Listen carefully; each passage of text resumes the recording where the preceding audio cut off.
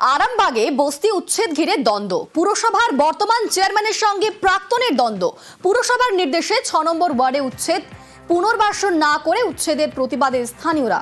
পরিবারগুলির পাশে প্রাক্তন পুর চেয়ারম্যান স্বপন নন্দী।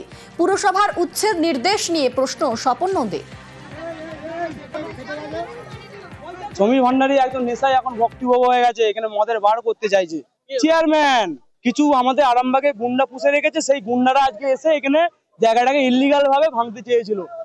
এটা তো পৌরসভার জায়গা নয়, এটা পিডব্লিউডির জায়গা। যারা ভাঙতে এসছে বলেছে, পৌরসভার চেয়ারম্যান বলেছে, এটা কি করে হয় আমি বুঝিনি। এটা তো পিডব্লিউডির জায়গা। ব্যাপারটা নিয়ে দলের কাছে আমরা জানাবো, এগুলো তো কাম্য নয়।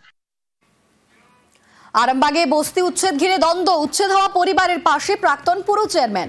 সরকারি জায়গায় শেড তৈরির জন্য উচ্ছেদ জানান চেয়ারম্যান। বারবার নোটিশ দেওয়ারও দাবি পুর চেয়ারম্যানের। যেটুকুনি ভাঙা হয়েছে সেটা হেলিপ্যাডের জায়গা। 6 মাস আগে থেকে ওদের বলা হচ্ছিল যে এখানটা আমাদের ঢোকার মূল পথ, এখান দিয়ে না ঢুকলে আমরা কাজ করতে পারছি না। সেই হিসেবে আমরা পাঠিয়েছিলাম, কিছু লোক বাধা দেয়, আমি ফিরে আসতে বলি। পৌরসভার উন্নয়নের স্বার্থে ওটা মানে আমার ওটা করতেই হবে।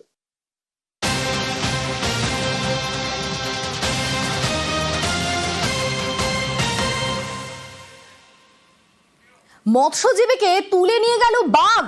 সুন্দরবনে নদীতে মাছ ধরতে গিয়ে বিপত্তি। মাছ ধরতে রওনা দিয়েছিলেন 3 জন মৎস্যজীবী। হঠাৎই মৎস্যজীবীদের নৌকায় ঝাঁপ বাঘের।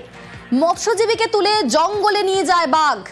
2 মৎস্যজীবী ফিরে এলেও নিখোঁজ 1। তল্লাশিতে সুন্দরবন কোস্টাল থানা ও বন দফতর।